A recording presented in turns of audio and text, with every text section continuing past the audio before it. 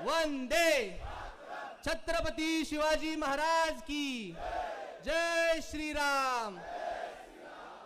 व्यासपीठावरती उपस्थित सन्माननीय महाराष्ट्र राज्याचे मुख्यमंत्री देवेंद्रजी फडणवीस साहेब, उपस्थित महाराष्ट्राचे प्रदेश अध्यक्ष रवींद्रजी चव्हाण साहेब, उपस्थित नितीश राणे साहेब, अतुल सावे साहेब, अशोकराव चव्हाण साहेब, खासदार धनंजय महाडिक साहेब, विक्रमजी पाचपुते साहेब, विक्रांतजी पाटील, उपस्थित सर्व मंत्री महोदय, आमदार महोदय, खासदार महोदय साहेब, मला आपल्याला सांगायचे की माझा विचार हा 3 सिद्धांतांवरती चालतो: कष्ट, नम्रता आणि धाडस।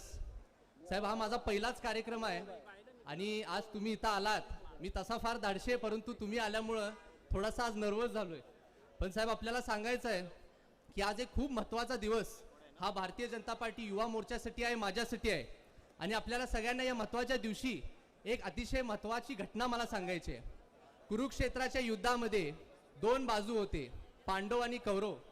पांडवांकडनं अर्जुन आणि कौरवांकडनं दुर्योधन हे जेव्हा कृष्णाला भेटायला गेले तेव्हा कृष्णाने सांगितलं की मी ही युद्ध निशस्त्र लढणार, तर तुम्ही माझी सेना घेऊ शकता किंवा मला घेऊ शकता। दुर्योधननी बहीण विचार करता सांगितलं की मी कृष्णा तुमची सेना घेतो, आणि अर्जुननी सुद्धा न विचार करता सांगितलं की मला कृष्णा तुम्ही पाहिजे। दुर्योधन अर्जुनवरती हसायला लागला, म्हणायला लागला की निशस्त्र कृष्णाचा तुला काय उपयोग। जेव्हा कृष्णांनी अर्जुनची बाजू घेतली तेव्हा त्यांना विचारलं की मी तुमच्यासाठी काय करू, तेव्हा अर्जुननी सांगितलं की तुम्ही माझे सारथी व्हा।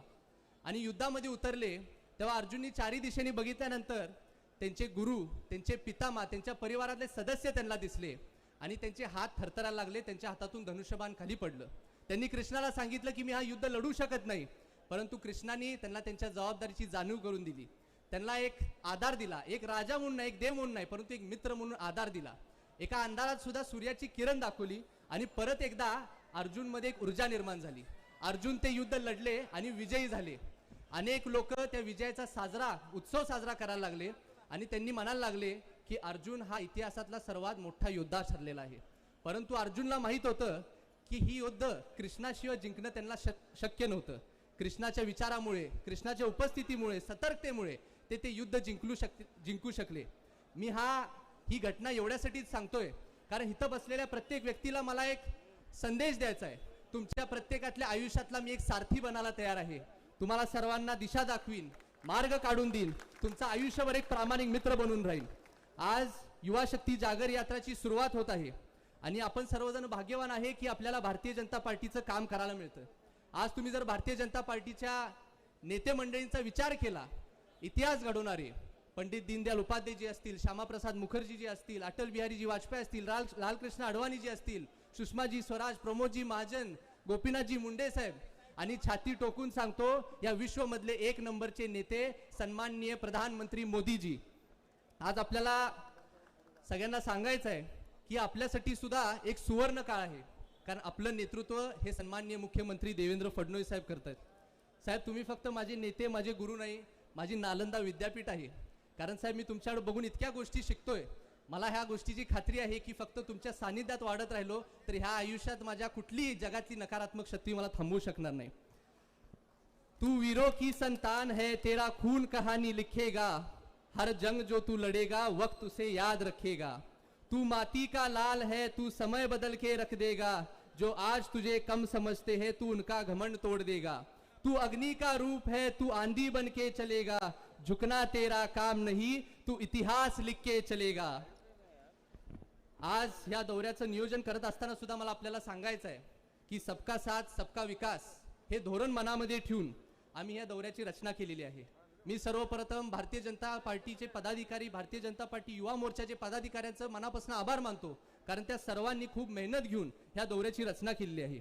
आम्ही फक्त एका जिल्ह्यामध्ये जाऊन एखाद्या पक्ष कार्यालयामध्ये भेट न देता आम्ही शेतकऱ्यांना भेटणार आहे, महिलांशी संवाद साधणार आहे, विद्यार्थ्यांशी बोलणार आहे, वेगवेगळ्या क्षेत्रांमध्ये काम करणाऱ्या युवकींशी चर्चा करणार आहे, त्यांच्या समस्या जाणून घेऊन त्यांच्या आणि शासनाच्या मधला एक सेतू बनणार आहे। मी भारतीय जनता पार्टी युवा मोर्चाला एक आवाहन करतो की युवा पिढी जेव्हा चालते तेव्हा मार्ग तयार होत जातो। तुम्ही सर्वजण पुढे चालत राहा, हा नव्या युगाचा प्रारंभ आहे, मी तुमच्या पाठीशी आहे। साहेब, माझी 24 फेब्रुवारीला नियुक्ती झाल्यापासून मी सर्वप्रथम सन्माननीय देवेंद्रजी फडणवीस साहेब, सन्माननीय रवींद्र चव्हाण साहेब यांचे मनापासून आभार मानतो। आणि मला ह्या नियुक्ती झाल्यापासूनच मी पहिल्या 10 दिवसातच सर्व सन्माननीय राज्यातले मंत्री महोदय, सर्व केंद्रातले मंत्री महोदय, तेवढंच नाही तर दिल्ली विद्यापीठात जाऊन सर्व स्टुडंट युनियन्सला, वेगवेगळ्या राज्यातल्या स्टुडंट युनियन्सला आमंत्रण देऊन तिथं जाऊन श्री स्वामी विवेकानंदजींच्या स्मारकाला नतमस्तक सुद्धा होऊन आलो. माझा संपर्क हा 28 राज्यात आणि 8 केंद्रशासित राज्यातल्या सर्व युवकांच्या प्रदेशाध्यक्षांबरोबर झालेला आहे. त्या प्रत्येकाला मी महाराष्ट्राचं आमंत्रण दिले, त्यांनी सुद्धा मला त्यांच्या राज्यांचं आमंत्रण दिले. ह्या सर्व कामकाजाचा दृष्टिकोन एकच आहे की येणाऱ्या काळात महाराष्ट्रामधला भारतीय जनता पार्टी युवा मोर्चा हा देशातला 1 नंबरचा युवा मोर्चा बनला पाहिजे. आज ही युवकांची सभा आहे, परंतु जर हृदयाने इथं सर्वात युवा कोण असेल तर ते सन्माननीय प्रदेशाध्यक्ष रवींद्र चव्हाण साहेब आहेत. साहेब, मागच्या 1.5 महिन्यात तुम्ही तुमच्या मुलासारखं तुम्ही माझ्यावरती प्रेम केलं आहात. मला साहेब आपल्याला सांगायचं की घरातला मुलगा हा त्याच्या जबाबदारीसाठी ओळखला जातो आणि आपल्याला विश्वास व्यक्त करून देतो की तुमच्या विश्वासाला कधीही साहेब तडा जाऊन देणार नाही. असंच मार्गदर्शन, आशीर्वाद तुम्ही मला नेहमी करत राहा. आज 1-2 संदेश सुद्धा मला द्यायचे आहेत. आज साहेब विरोधकांचं विशेष लक्ष हे माझ्यावरती लागून राहिलेलं आहे. मला पहिला संदेश हा माझ्या चाहत्यांचा किंवा माझ्यावरती प्रेम करणाऱ्या लोकांना द्यायचा आहे की मी आता राजकीय क्षेत्रामध्ये काम करतोय. तुमची दिशाभूल करणारे अनेक लोक उभा राहतील, माझ्याबद्दल खोट्या बातम्या पसरवतील, परंतु तुम्ही त्या बातम्यांना बळी पडू नका. मी आजपर्यंत जे काय केले, जे काय मिळवले ते तुमचं प्रेम, माझं प्रेम देऊन मिळवलं आहे. त्याचबरोबर एक संदेश माझ्या विरोधकांना सुद्धा द्यायचा आहे की आज माझ्या एवढ्या युवा वयामध्ये माझी राजकीय प्रगती माझ्या वरिष्ठ नेते मंडळींमुळे होत असल्यामुळं तुम्हाला त्रास होतोय, परंतु माझा विरोध कितपत करायचा ह्या गोष्टीचा सुद्धा आपण सर्वांनी विचार करावा. कारण येणाऱ्या काळात मी भारतीय जनता पार्टीचा, जेव्हा मी माझ्या राजकीय शिखरावरती असेल, भारतीय जनता पार्टीचा एक ताकदीचा शस्त्र म्हणून ओळखलं जाईल आणि या शस्त्राच्या समोर जाणं तुमचं कुणाचं धाडस होणार नाही. मी माझ्या कर्तृत्वावरती आणि चारित्र्यावरती कष्ट घेणारा एक युवक आहे. मला अनेक लोकांनी सांगितलं की तुम्हाला चांगली संधी मिळाली आहे, मोठी संधी मिळाली आहे, परंतु तुम्हाला सर्वांना सांगायचं आहे की मला ह्या संधीचं सोनं नाही, माझं सोनं तर सगळे तुम्ही जण आहात आणि तुम्हाला जपण्यासाठी मी काही करीन. माझे आई वडील, माझे गुरु सर्वांनी मला आशीर्वाद दिल्याबद्दल त्यांच्याप्रती कृतज्ञता व्यक्त करतो. आज इथं उपस्थित राहिलेले सर्व मान्यवर, आज एवढ्या मोठ्या संख्येत उपस्थित राहिलेले सर्व भारतीय जनता पार्टी युवा मोर्चाचे पदाधिकारी, आपल्या सर्वांचे मी मनापासून धन्यवाद व्यक्त करतो. जय हिंद, जय महाराष्ट्र. धन्यवाद.